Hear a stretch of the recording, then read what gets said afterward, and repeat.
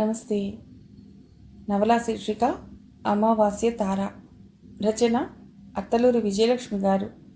చదువుతున్నది రాధిక. ఇక కథలోకెడితే, తెల్లవారింది. మహానగరాల్లో ఒకటైన చెన్నై నగరం ఒక్కసారిగా ఉలిక్కి పడింది. ప్రతి గుమ్మం ముందు ఆ ఇంట్లోని వారిలో ఒక్కళ్ళు నిలబడి న్యూస్ పేపర్ కుర్రవాళ్ల కోసం ఎదురుతెల్లులు చూస్తున్నారు. నిద్రలేస్తూనే వినిపించిన దుర్వార్త తాలూకు వార్తా వివరాలు చదవటానికి. కానీ ఆ దుర్వార్త ఇంకా ప్రెస్ని చేరలేదు. అందుకే పేపర్లో రాలేదు. అయితే ఎక్కడి నుండి వచ్చిందో క్షణాల్లో దావానలా వ్యాపించింది. సుప్రసిద్ధ కథానాయిక లాస్య మరణించింది. ఆ వార్త తెలుసుకున్న చెన్నై నగరవాసుల మొహాల్లో ఆశ్చర్యంతో కూడిన విషాదం నిండిపోయింది. పాపం, ఎంత ఘోరం జరిగింది! ఇది ఎలా జరిగింది? అందరి మనస్సుల్లోనూ ఇదే భావం. చిన్నపిల్ల ఎంత బాగా నటించేది! పాత్ర అర్థం చేసుకుని ఆ పాత్రలో జీవించేది. స్వల్పకాలంలో నంబర్ 1 హీరోయిన్గా పేరు తెచ్చుకున్న తార ఎందుకు చచ్చిపోయింది? ఆత్మహత్య. ఈ మధ్య ప్రేమ విఫలమై కొందరు హీరోయిన్లు ఆత్మహత్యలు చేసుకుంటున్నారు. ఈమె కూడా ఆ పరంపరలోనే చనిపోయిందా? ఇలా అందరూ తర్జన భర్జనలు పడుతుండగా టీ నగర్లోని అందమైన ఓ భవంతి ముందు పోలీస్ జీపు ఆగింది. బూట్లు టకటకలాడించుకుంటూ ఇన్స్పెక్టర్, 4 కానిస్టేబుల్స్ లోపలికి నడిచారు. వాళ్ల వెనకాలే ఫింగర్ ప్రింట్స్ నిపుణుల బృందం. హఠాత్తుగా ఆ భవంతిలోంచి ఏడుపులు వినిపించాయి. మాటలు, పోలీసుల బూట్ల శబ్దం. లాస్య శవాన్ని హాల్లో పడుకోబెట్టారు. శవం చుట్టూ ఆ ఇంట్లో పనిచేసే వాళ్లంతా గుమిగూడి గట్టిగా కొందరు, నిశ్శబ్దంగా కొందరు ఏడుస్తున్నారు. పోలీసులు వాళ్ళని దూరంగా పంపించేశారు. పోలీసులతో పాటు వచ్చిన డాక్టర్ శవాన్ని పరీక్షించాడు. డాక్టర్ పరీక్ష చేస్తుంటే అందరూ ఊపిరి బిగబట్టి టెన్షన్తో చూడసాగారు. డాక్టర్ పరీక్షించటం ముగించాడు. కళ్లద్దాలు తీసి కళ్ళు తుడుచుకుంటూ ఇన్స్పెక్టర్ వైపు చూశాడు. ఏం జరిగి ఉంటుంది డాక్టర్? ఎటాకా? ఆయన వైపు చూశాడు డాక్టర్. తన వైపు ఆతృతగా, అనుమానంగా చూస్తున్నాడు. నో ఇన్స్పెక్టర్, ఇది సహజ మరణం కాదు. ఉలిక్కి పడ్డాడు ఇన్స్పెక్టర్. You mean? హత్య చేయబడినట్టు అనుమానంగా ఉంది. మర్డరా? చప్పున జేబులోంచి కర్చీఫ్ తీసి మొహం తుడుచుకున్నాడు. ఎస్, డాక్టర్ నమ్మకంగా, దృఢంగా అన్నాడు. ఎలా? అడిగాడు ఇన్స్పెక్టర్. మొహం చూసారా ఎలా ఉందో? విషప్రయోగం జరిగిందేమో అనిపిస్తోంది. కాకపోతే మరణానికి ముందు ఆమె ఏదో చాలా బాధకు గురైనట్టుగా అనిపిస్తోంది. కానీ హత్య ఎలా జరిగిందో పోస్టుమార్టంలో తప్ప తెలుసుకునే అవకాశం లేదు. ఎవరన్నా గొంతు పిసికి చంపారేమో అనటానికి గొంతు మీద ఇలాంటి గుర్తులు లేవు. కత్తి కానీ పిస్టల్ కానీ ఉపయోగించటానికి వంటి మీద గాయాలు లేవు. పోనీ ఆత్మహత్య అయి ఉండవచ్చా? సాలోచనగా అడిగాడు ఇన్స్పెక్టర్. కావచ్చు, కాకపోతే రేప్ అటెంప్ట్ చేశారని కూడా అనుమానంగా ఉంది. ఏది ఏమైనా పోస్టుమార్టం జరిగాక కానీ చెప్పలేం. ఇన్స్పెక్టర్ చూపులు కొంచెం దూరంగా నిలబడిన పనివాళ్ల వైపు తిరిగాయి.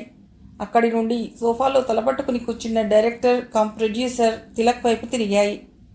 అందరి మొహాల్లోనూ దుఃఖం, కళ్లల్లో కన్నీటి ప్రవాహాలు. తిలక్ 2 చేతుల్లో తలపట్టుకుని కుమిలిపోతున్నాడు. అతని తీరు చూస్తుంటే అతడిని పలుకరించడానికి ఎవరికీ సాహసం కలగటం లేదు. డాక్టర్ మాటలు విని షాక్ తగిలిన వాడిలా తలెత్తి చూశాడు. హత్య? మా లాస్యని ఎవరు హత్య చేశారు? ఆమెకి శత్రువులు ఎవరున్నారు? నో నో, గట్టిగా అరవబోయాడు.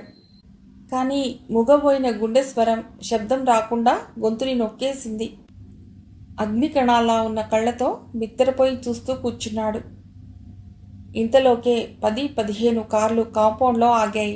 బిలబిల్లాడుతూ తోటి నటీనటులు, డైరెక్టర్స్, టెక్నీషియన్స్ లోపలికొచ్చారు. విశాలమైన ఆమె భవంతిలో అడుగడుగునా జనం. సినీ పరిశ్రమ మొత్తం తరలొచ్చింది. లాస్యని ఎవరో హత్య చేశారు అన్న వార్తతో నగరం అట్టుడికిపోయింది. జనం జనం. అభిమానులు, సినిమా వారు, చుట్టుపక్కల వారు. వాళ్ళందరినీ కంట్రోల్ చేయటం అక్కడున్న పోలీసుల వల్ల కాలేదు. వైర్లెస్లో కంట్రోల్ రూమ్కి సమాచారం అందింది. కొంతసేపటికి మరో 2 పోలీస్ జీపులు వచ్చి ఆగాయి. జనాన్ని కంట్రోల్ చేస్తూ, చెదరగొడుతూ హడావుడి చేశారు పోలీసులు. వేలిముద్రల నిపుణులు సీరియస్గా వాళ్ళ పని వాళ్ళు చేసుకుంటున్నారు. అందంగా, అమాయకంగా, ఉషోదయంలా విరిసిన తెల్ల గులాబీలా ఉండే ఆ అందాల అభినేత్రి మొహం ఎర్రగా కమిలిపోయింది. కళ్ళ చుట్టూ, పెదవుల దగ్గర, చెంపలు అంతా ఎర్రగా, ఎంతో బాధను ఓర్చుకుని నిస్సహాయంగా ప్రాణాలు విడిచినట్టు.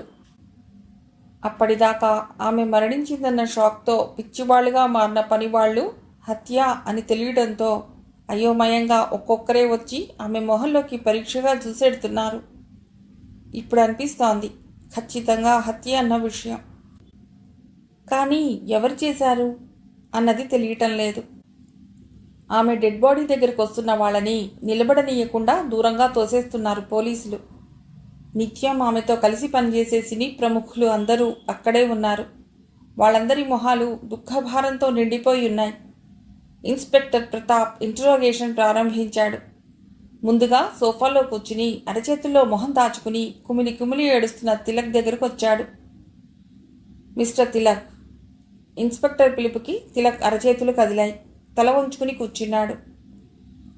విన్నారు కదా, లాస్య గారు హత్య చేయబడ్డారు. నేను ఈ వాస్తవాన్ని జీర్ణించుకోలేకపోతున్నాను. తనని హత్య చేయవలసిన అవసరం ఎవరికుంది ఇక్కడ? అవసరం అనేది ఏ క్షణంలో ఎవరిలో ఎలా కలుగుతుందో ఎవరు చెప్పగలరు? అంటే మీరు మాకు కోఆపరేట్ చేస్తే గానీ మేము ఈ కేసు విషయంలో ఒక్క అడుగు కూడా ముందుకు వేయలేం.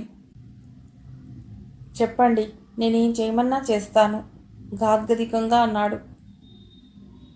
లాస్య గారు చనిపోవటానికి ముందు ఏ షూటింగ్లో పాల్గొన్నారు? కొత్త సినిమా, పేరు పెట్టలేదు. ఎవరి బ్యానర్? మహితా ఫిలిమ్స్ వారిది. హీరో ఎవరు? విహార్ గారా? కాదు, విహార్ వేరే షూటింగ్ నిమిత్తం ఊటీ వెళ్ళాడు. కొత్త హీరో సిద్ధార్థ. అతని మొదటి పిక్చరా? అవును. లాస్య గారు ఫీల్డ్కి వచ్చిన 2 ఏళ్లకి ఇదే మొదటిసారి అనుకుంటాను వేరే బ్యానర్లో నటించింది. అవును. కానీ వేరే బ్యానర్ ఒప్పుకున్నందుకు మీరు అభ్యంతరం పెట్టారని, ఆమెతో గొడవ పడ్డారని విన్నాను. గొడవ పడిన మాట నిజమే, కానీ వేరే బ్యానర్ ఒప్పుకున్నందుకు కాదు. సుప్రసిద్ధ హీరోయిన్ కొత్త హీరోతో చేస్తున్నందుకు మందలించాను. మీరెందుకు మందలించవలసి వచ్చింది?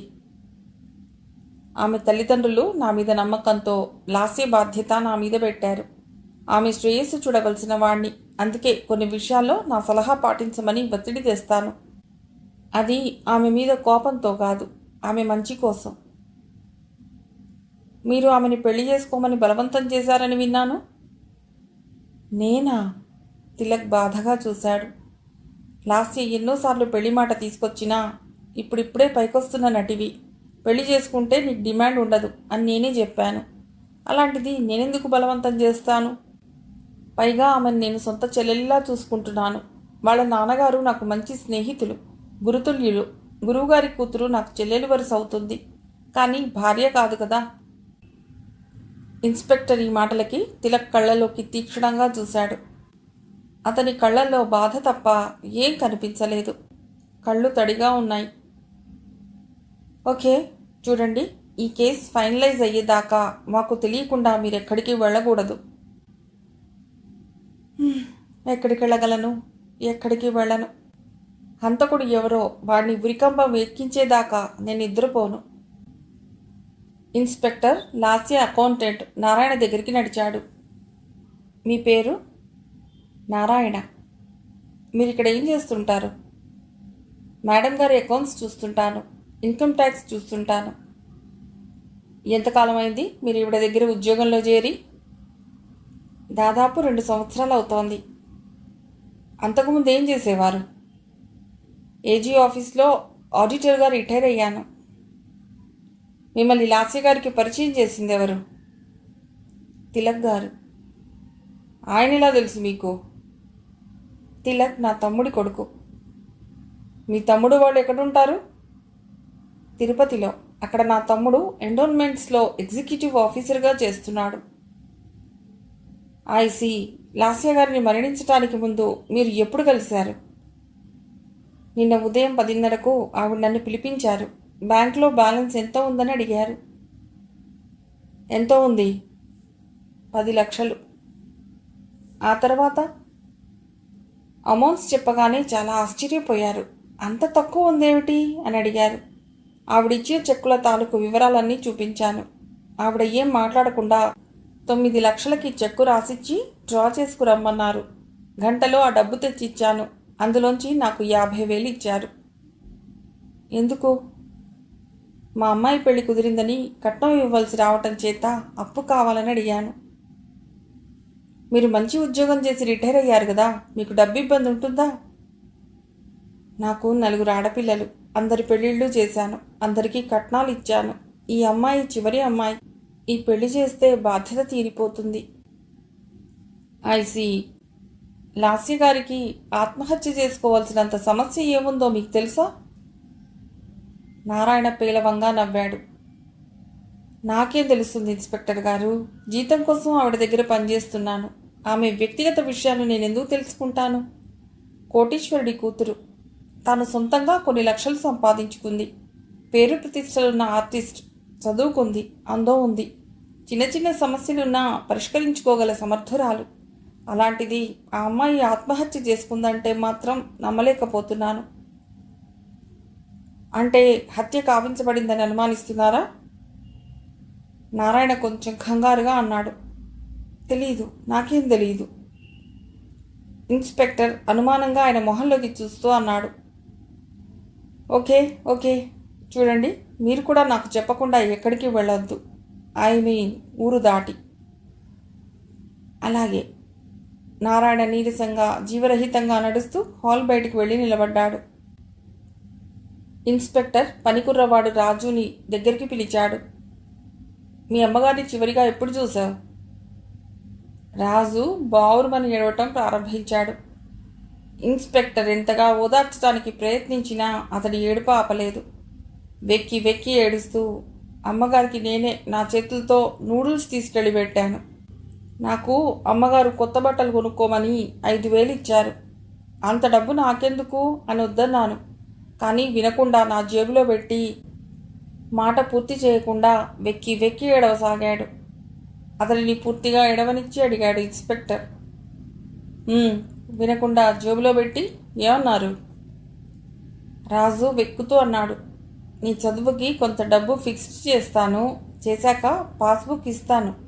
నేను వెళ్ళిపోతున్నాను, బాగా చదువుకో అని చెప్పారు. ఇన్స్పెక్టర్ భృకుటి ముడిపడింది. సాలోచనగా కానిస్టేబుల్ వైపు చూశాడు. అంటే లాస్య ఏదో ప్లాన్ చేసుకున్నదన్నమాట. సూసైడ్ చేసుకోవాలనుకుందా? లేకపోతే ఫీల్డ్ నుండి వెళ్ళిపోవాలనుకుందా? లేక పెళ్లి చేసుకోవటానికి నిర్ణయించుకుందా? నారాయణకి డబ్బు ఇవ్వటం, బ్యాంకు డబ్బంతా డ్రా చేయటం, రాజుకి కొంత డబ్బు ఫిక్స్ చేస్తానటం దేనికి? ఇంకెవరికైనా ఇలాంటి వాగ్దానాలు చేసి సెలవు తీసుకుని ఉంటుందా? ఆమె వెళ్ళటం ఇష్టం లేని వాళ్ళెవరైనా ఆమెని చంపారా? ఇన్స్పెక్టర్కి ఏమీ అర్థం కాలేదు. లాస్య తల్లిదండ్రులు వస్తే గానీ కొంతన్నా సమాచారం దొరకదు. అతడి కళ్ళ ముందు అన్ని రకాల వార్తాపత్రికలు కనిపిస్తున్నాయి. చకచకా మీడియాకి ఈ వార్త వెళ్ళిపోయింది. అన్ని ఛానల్స్ ఫ్లాష్ న్యూస్ తెలియజేశాయి. ఇంకా లాస్య తల్లిదండ్రులు రాలేదు. వాళ్ళు వస్తే కొన్ని విషయాలు తెలుస్తాయి.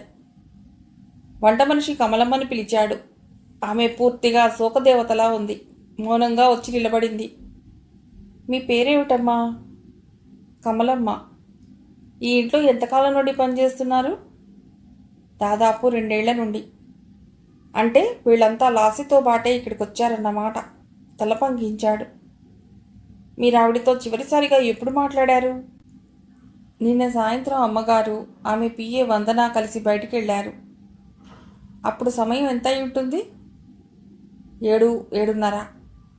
ఆ తర్వాత వాళ్ళిద్దరూ ఎన్నింటికి వచ్చారు? తెలియదు. నేను 9:30 కల్లా పడుకున్నాను.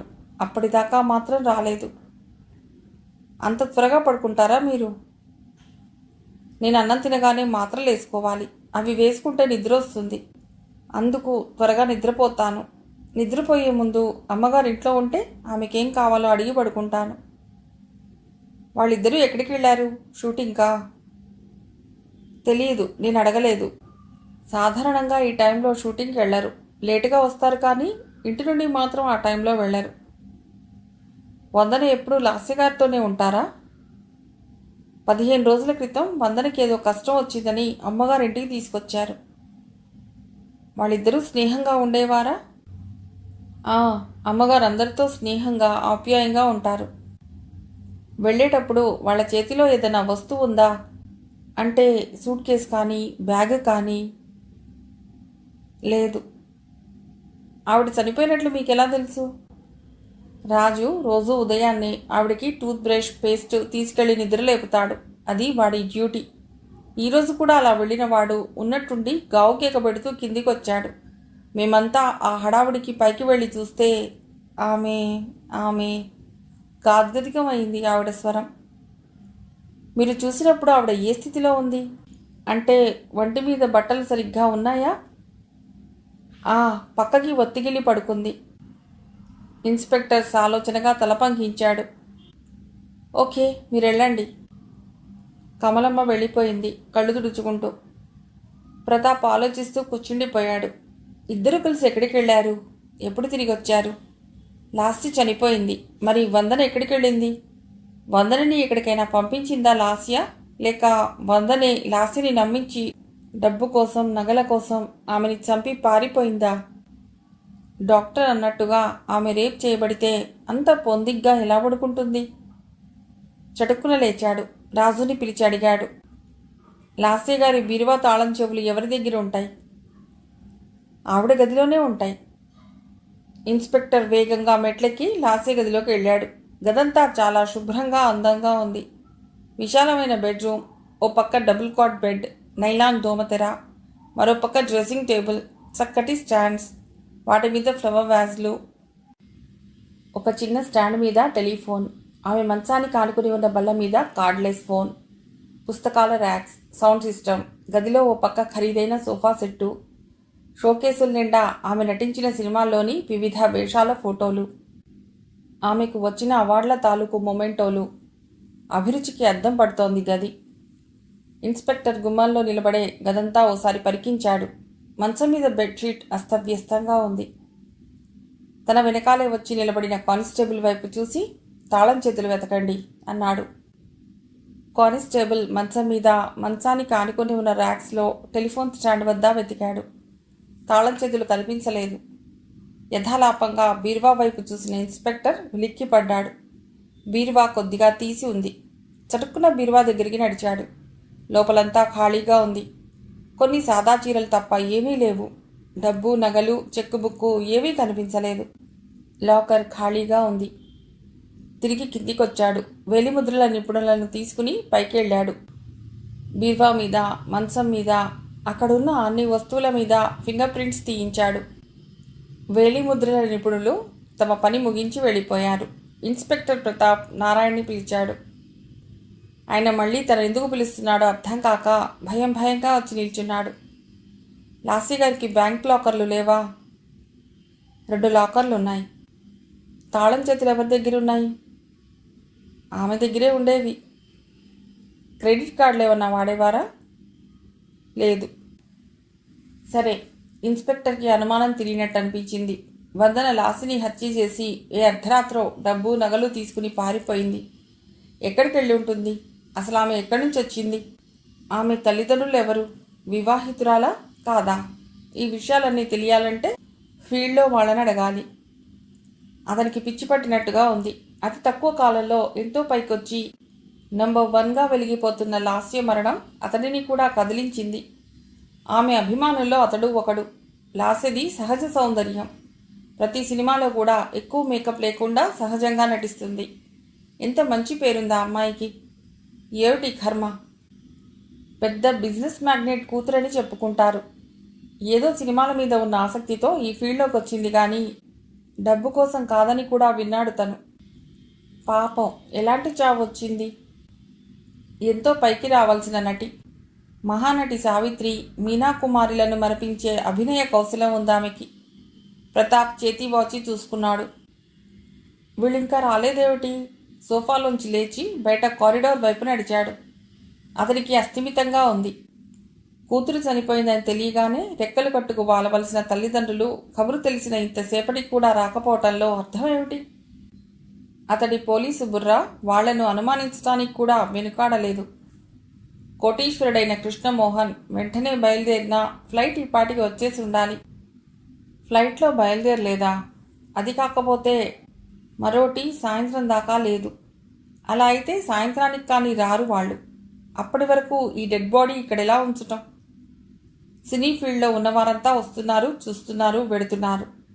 వాళ్ళు తెచ్చిన పూలదండలతో డెడ్ బాడీ పూర్తిగా కప్పుకుపోయింది. అగరబత్తులు ఓ విషాదకరమైన వాసనని వెదజల్లుతున్నాయి. అతనికి ఎందుకో ఆ వాసన నచ్చలేదు. దేవుడి దగ్గర వెలిగిస్తే ఎంతో మంచి పరిమళం వస్తుంది. మరి శవం దగ్గర వెలిగించిన అగరబత్తుల పరిమళం ఇలా ఉంటుందా? అగరబత్తుల్లో తేడా ఉండదు కదా. ఇంతలో థళథళలాడే బెంజి కారు ఆవరణలోకి దూసుకొచ్చింది. అందులోంచి దూకినట్టుగా దిగింది యశోద. ఆమె వెనకే కృష్ణమోహన్ దిగాడు.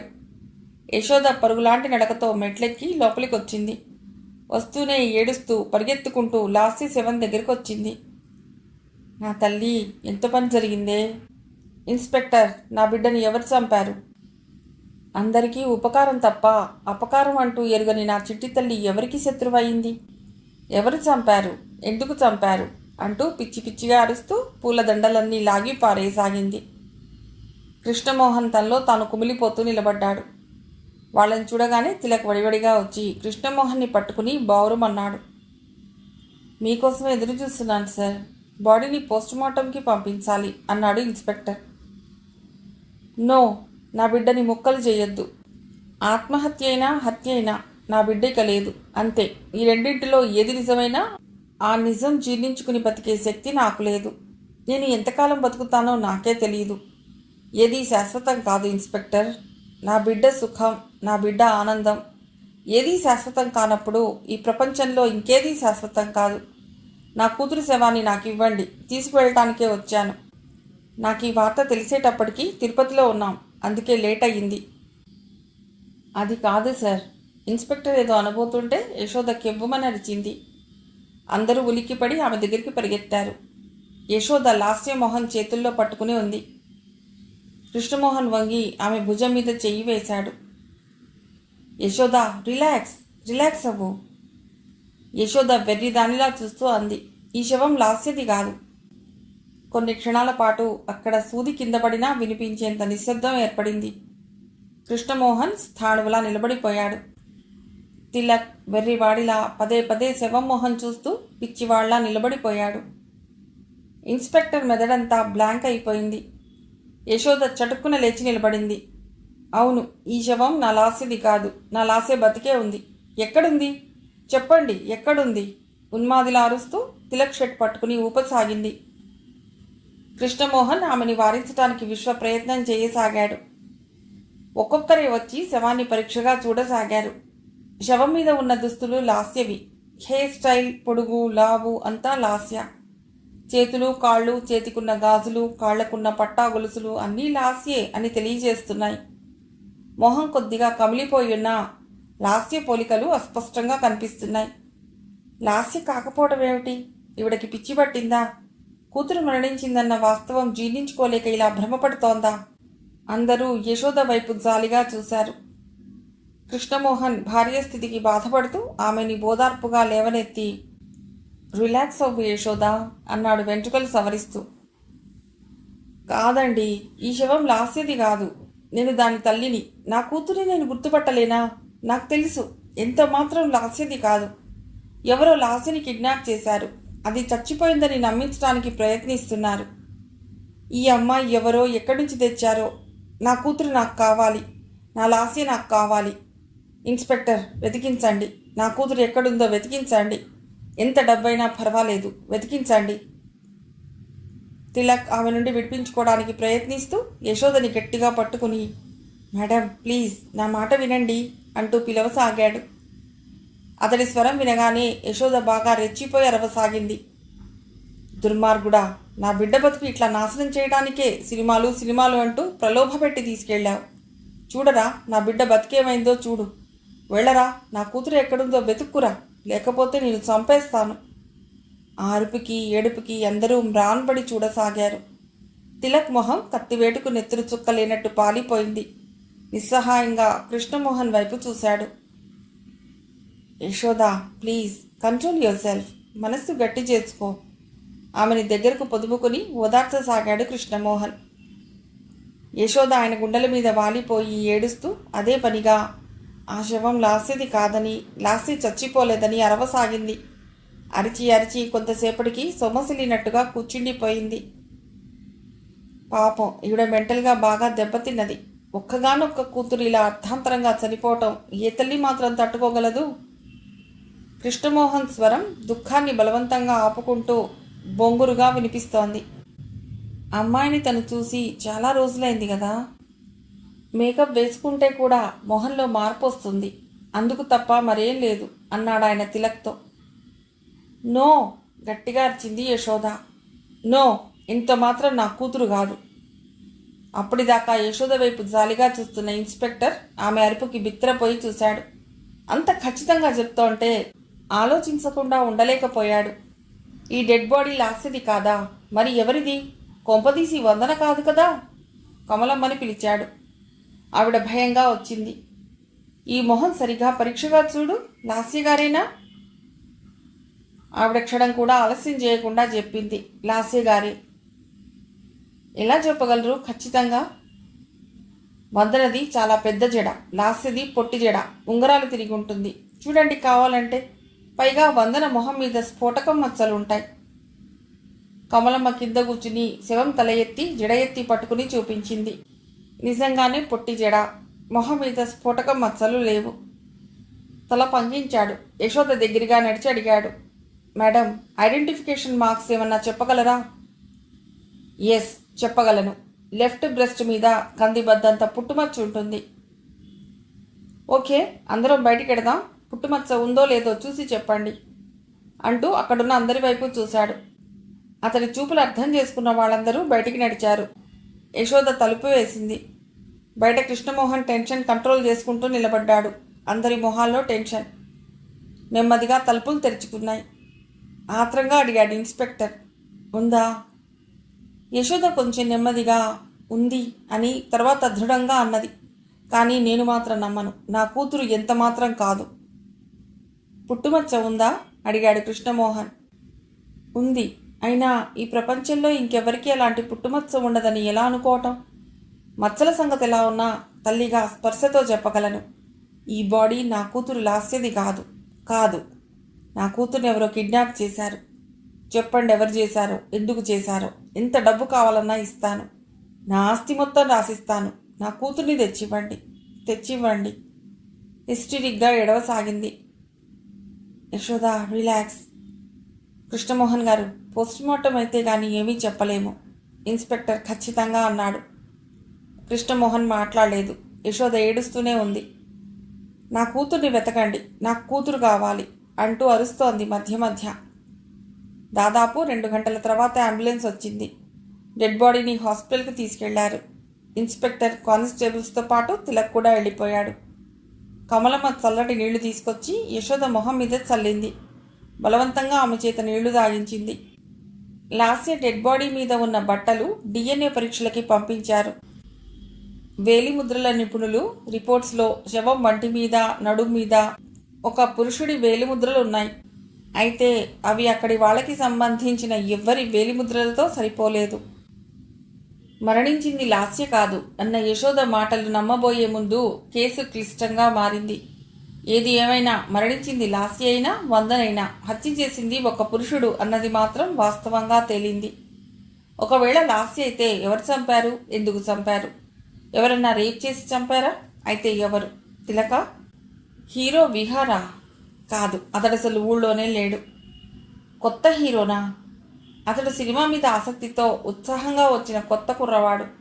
పాపం అతడికి ఏం తెలియదని తేలింది. నిర్మాతల, కెమెరామెన్నా? ఇంట్లో ఉన్న నారాయణ, రాజా, తోటమాలి చిన్నయ్య? ఎవరు? ఇంకెవరు? ఇన్స్పెక్టర్ ప్రతాప్కి ఈ కేసు చాలా జటిలంగా తయారైంది. నిజంగా మరణించింది లాస్య కాకపోతే ఆమె ఏమై ఉంటుంది? యశోదన్నట్టు ఎవరైనా కిడ్నాప్ చేశారా? హత్య కావించబడింది లాస్య అయితే హత్య చేయడానికి అసూయ కానీ, ప్రేమ కానీ అయి ఉండాలి. ఆమంటే అసూయ తిలక్కి అసూయ కలిగే ఆస్కారం లేదు. బహుశా అతడు లాస్యని ప్రేమించి ఉంటాడా? ఆమె పెళ్లికి ఒప్పుకోలేదా? తాను ఆమెను చెల్లెల్లా చూస్తున్నానని చెప్పాడే. ఒకవేళ వందనే హత్య చేసి నగలు డబ్బు తీసుకుని వెళ్ళి ఉంటుందా? వందనకి లాస్యకి ఏదన్నా భేదాభిప్రాయాలు వచ్చి లాస్య వందనని హత్య చేసి పారిపోయిందా? నో, లాస్యకి ఎంత సాహసం ఉండదు. ఎంతో నాజుగ్గా జాజి పువ్వులా కనిపించే లాస్య హంతకురాలు కాగలదా? ఇంకెవరైనా డబ్బు కోసం హత్య చేసి ఉంటే డబ్బు నగలు తీసుకెడతారు. చెక్ బుక్ తీసుకెళ్ళి ఏం చేస్తారు? ఫోర్జరీ చేసి డబ్బు డ్రా చేయవచ్చా? ఆ అవకాశం ఎవరికి ఉంది? ఉంటే తిలక్కి, లేదంటే నారాయణకి. మిగతా వారికి ఆమె ఫినాన్షియల్ మ్యాటర్స్తో సంబంధం లేదు. ప్రతాప్కి పిచ్చి పట్టినట్టుగా ఉంది. రోజులాగే మళ్ళీ మామూలుగా తెల్లవారింది. ప్రతి ఇంటి గుమ్మం ముందు వార్తాపత్రికలు తెల్లవారక ముందే పడ్డాయి. పెద్ద పెద్ద అక్షరాలతో లాస్య మరణ వార్త కథలు కథలుగా వండించి రాశారు. అది వార్త చదువుతున్నట్లుగా లేదు, ఓ సస్పెన్స్ క్రైమ్ స్టోరీ చదువుతున్నట్లుగా అనిపిస్తోంది అందరికీ. ముఖ్యంగా మరణించింది తన కూతురు కాదంటూ గోల చేసిన తల్లి అనే హెడ్డింగ్తో రాసిన వార్త మరీ ఆకర్షించింది. కూతురి హఠాన్మరణంతో మానసికంగా దెబ్బతిన్న లాస్య తల్లి యశోద ఆ శవం తన కూతురిది కాదని, మరణించింది మరెవరో అని, తన కూతురు ఎక్కడో క్షేమంగా ఉందని గుండెలు పగిలేలా ఏడుస్తుంటే చూసేవారి హృదయం తరుక్కుపోయింది. అడయార్లోని ఓ బ్యూటీ పార్లర్ అప్పుడే తెరిచి కింద పడిన న్యూస్ పేపర్ తీసుకుని సోఫాలో వాలింది అనన్య. స్వీపర్ వచ్చి టేబుల్స్ కుర్చీలు అద్దం తుడుస్తోంది. అనన్య పేపర్ చదవటంలో లీనమై హఠాత్తుగా ఉలిక్కి పడింది. మరోసారి లాస్య మరణ వార్తని అన్ని కోణాల్లో చదివింది. ముఖ్యంగా యశోద గురించి వార్త చదివిన ఆమె మొహం ఎర్రబడింది. లాస్య చనిపోయిందా?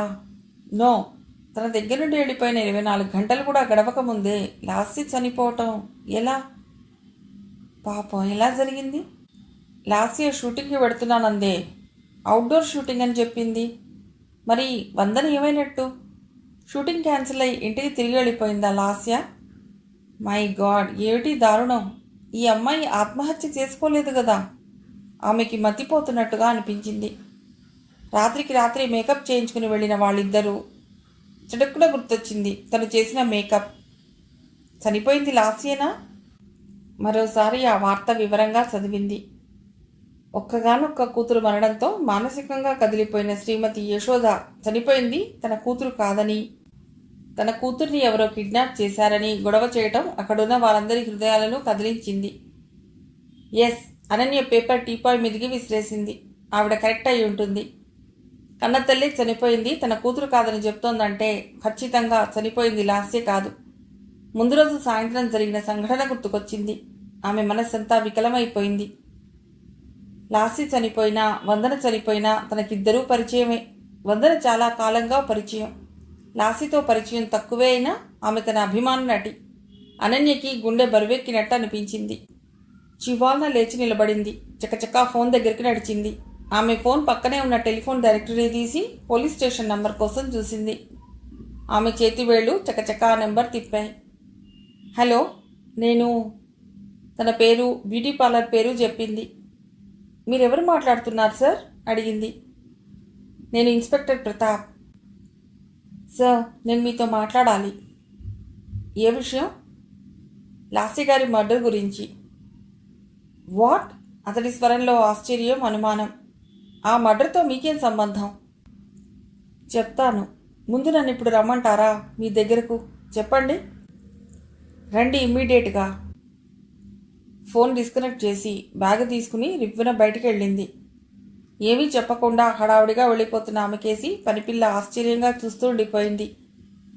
పావుగంట తర్వాత అనన్య కైనెటిక్ హోండా మీద పోలీస్ స్టేషన్ ముందు ఆగింది.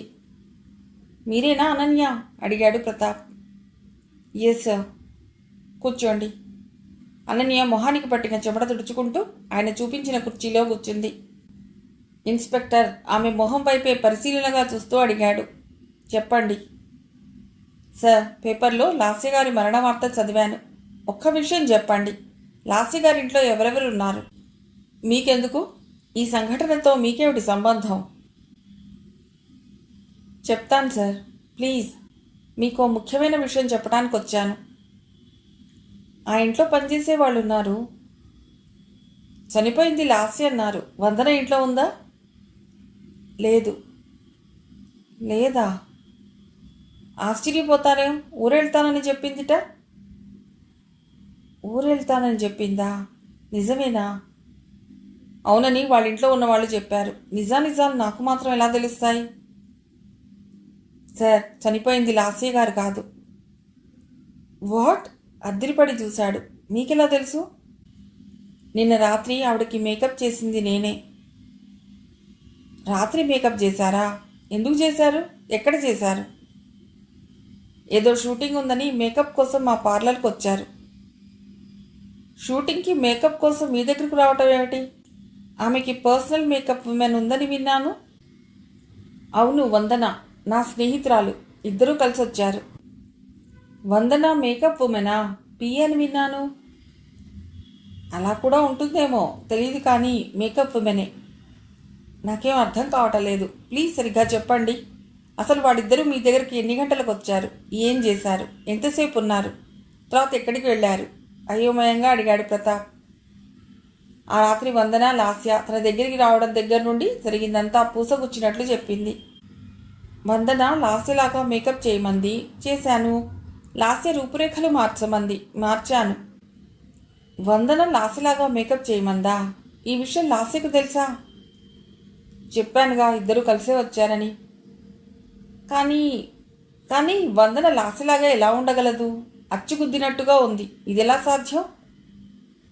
ఎందుకు సాధ్యం కాదు సార్? నేను హాలీవుడ్లో బ్యూటీషియన్ కోర్స్ ట్రైనింగ్ అయ్యి వచ్చాను. నాకు సాధ్యం కానిదంటూ ఏం లేదు. పైగా ఇద్దరికీ కొన్ని పోలికలు ఉంటాయి. హైటు, పర్సనాలిటీ ఒకేలా ఉంటారు. జుట్టు రంగు తేడా. లాస్య కళ్ళు పెద్దవి, కాంతివంతంగా ఉంటాయి. వందన కళ్ళు కూడా పెద్దవే, కానీ ఆ కళ్ళల్లో జీవం ఉండదు. కళ్ళు మూసుకుని ఉన్నాయి కాబట్టి తెలియటం లేదు మీకు. మరి వందన మొహం మీద స్ఫోటకం మచ్చలుంటాయన్నారు కమలమ్మ గారు. నవ్వింది అనన్య. ఆ మచ్చలు కనిపించకుండా చేయటం ఎంతసేపు? నేను చేసిన మేకప్ని ఫోమ్ లాటెక్స్ అంటారు. ఇంపోర్టెడ్ రబ్బర్తో చేస్తారు. కావాలంటే నన్ను హాస్పిటల్కి తీసుకెళ్ళండి. పీల్ ఆఫ్ చేసి మీకు స్ఫోటకం మచ్చలు చూపిస్తాను. ఆ మేకప్ చెరిపే పద్ధతి నాకు మాత్రమే తెలుసు. ఇన్స్పెక్టర్ వెంటనే హాస్పిటల్కి ఫోన్ చేశాడు. లైన్ దొరకలేదు. మీకు ప్రతిదీ రుజువులు, సాక్ష్యాలు కావాలి కాబట్టి నేను రుజువు చేస్తానన్నాను, కానీ ఐఎమ్ 100% కరెక్ట్. చనిపోయింది మాత్రం లాస్యే కాదు. కానీ ప్రతాప్ నమ్మలేని వాడిలా ఆమెని చూస్తూ అన్నాడు. I can't believe. చనిపోయింది వందన అయితే లాస్య ఏమైంది? ఆవిడకేదో అవుట్డోర్ షూటింగ్ ఉందని చెప్పారు. మేకప్ పూర్తి కాగానే ఎవరికో ఫోన్ చేశారు. అరగంట తర్వాత ఏదో కారు వచ్చింది. ఆ కారులో వెళ్ళిపోయారు. ఇద్దరూ కలిసే వెళ్ళారా? లేదు, లాస్య గారు ఒక్కరే వెళ్ళారు. అప్పటికి వందన మేకప్ పూర్తి కాలేదు. పూర్తయ్యాక తను లాస్య గారి కారులో వెళ్ళిపోయింది. లాస్య తన కారు వదిలేసి వేరే కారులో వెళ్ళిందా? ఆ కారులో ఎవరున్నారో చూసారా? నేను చూడలేదు. లాస్య ఎక్కడికి వెళ్ళి ఉంటుంది? రాత్రికి రాత్రి ఎలా మాయమైంది? ఆమె మామూలు స్త్రీ కాదు, పబ్లిక్ ఫిగర్. ఎక్కడికి వెళ్ళినా ఈ పాటికి తెలియాలి. సాలోచనగా స్వగతంగా అనుకోసాగాడు. మీరు లొకేషన్కి పిలిస్తే వెళ్ళరా? వెళతాను, కానీ అలా వద్దని తనే వస్తానని ఫోన్ చేసింది వందన ముందే. మీరు వాళ్ళని ఇంకేం కారణాలు అడగలేదా? బ్యూటీషియన్గా వాళ్ళేం అడిగితే అది చేయడమే నా డ్యూటీ. ఎందుకు, ఏమిటి అని ప్రశ్నలు అడగను. కానీ వందన నా స్నేహితురాలు కాబట్టి యథాలాపంగా అడిగాను, ఎందుకు ఇలా అని. వందన షూటింగ్ అని చెప్పి నవ్వి వివరాలు రేపు చెప్తాలే అన్నది. తర్వాత నేనేం మాట్లాడలేదు. కానీ చిత్రం, తెల్లవారుతూనే ఇలాంటి దుర్వార్త వస్తుందనుకోలేదు. మీరు చెప్పేది నిజమేనా? అడిగాడు సందేహం తీరని ప్రతాప్. అబద్ధం చెప్పడం వల్ల నాకేమిటి లాభం? అంది. నిజమే. ఈమెకేం లాభం? తనకి మతిపోయినట్టుగా అనిపించింది. చనిపోయింది లాస్యే కాదు, వందన. వందనని ఎవరు హత్య చేశారు? ఎందుకు చేశారు? తాము హత్య చేస్తున్నది వందననే అని తెలిసి చేశారా? లాస్య అని భ్రమించి చేశారా? అలా లాస్యని ఖచ్చితంగా తిలక్ గాని విహార్ గాని చంపి ఉండాలి. అతడు ఆమె వైపు చూశాడు. ఆమె మొహం స్వచ్ఛంగా ఉంది. తనకి నప్పే మేకప్తో ఎంతో ముద్దుగా ఉంది. లాస్య అవుట్డోర్ ఎందుకెళ్ళిందో చెప్పిందా? లేదు. నిజంగా మీకేం చెప్పలేదా? ఆమె కళ్ళలోకి గుచ్చి చూస్తూ అడిగాడు. లేదు లేదు, మీరు నమ్మకపోతే నేనేం చేయలేను. సారీ, నమ్మలేకపోతున్నాను. ఓ మేకప్ ఉమెన్ సినిమా యాక్టర్ లాగా ఇంత అందంగా ఎలా ఉంటుంది? ఎంత మేకప్ చేస్తే మాత్రం. అదేంటి సార్, మేకప్ ఉమెన్ అంటే అందంగా ఉండకూడదని రూలా? నిజం చెప్పాలంటే వందన చాలా దురదృష్టవంతురాలు. వందన అనాకారి కాదు, అందమైందే. అదృష్టం కలిసి వస్తే హీరోయిన్ అయ్యేది. మంచి టాలెంట్ ఉన్న అమ్మాయి కూడా. సార్, పైకొచ్చిన వాళ్ళంతా కేవలం టాలెంట్ తోటే రారు, అదృష్టం అనేది కూడా తోడ్పడాలి. నేను వందన ముంబైలో బ్యూటీషియన్ కోర్స్ చేశాం. తను వాళ్ళ కుటుంబ పరిస్థితుల దృష్ట్యా సినిమాల్లో వేషాల కోసం స్టూడియోల చుట్టూ తిరిగింది. చిన్న చిన్న వేషాలు ఇచ్చేవాళ్ళు, డబ్బులు కూడా ఇవ్వకుండా ఏడిపించేవాళ్ళు. అయినా పట్టుబట్టి అదే ఫీల్డ్లో కంటిన్యూ అయి మేకప్ ఫీల్డ్లో స్థిరపడింది. నేను నా ఆర్థిక పరిస్థితి బాగుంది కాబట్టి హాలీవుడ్ వెళ్ళి ట్రైనింగ్ అయ్యి వచ్చాను. ఓ, ఐసీ. అతను తల పంకించి గడ్డం కింద అరచెయ్యి ఆనించుకుని ఆలోచిస్తూ కూర్చున్నాడు. మీకింకా ఏమన్నా వివరాలు కావాలా సార్? అతను దీర్ఘంగా నిశ్వాస విడిచి తల అడ్డంగా ఊపాడు. ఓకే, పదండి, మనం హాస్పిటల్కి వెడదాం. మీరెలా వచ్చారు? నా వెహికల్ మీద. మీ వెహికల్ మీద వస్తారా, మా జీప్లో వస్తారా? నా వెహికల్ మీదే వస్తాను. ఓకే, కమాన్. ప్రతాప్ లేచాడు. అనన్య అతడిని అనుసరించింది. మిగిలిన కథ తర్వాతి భాగంలో.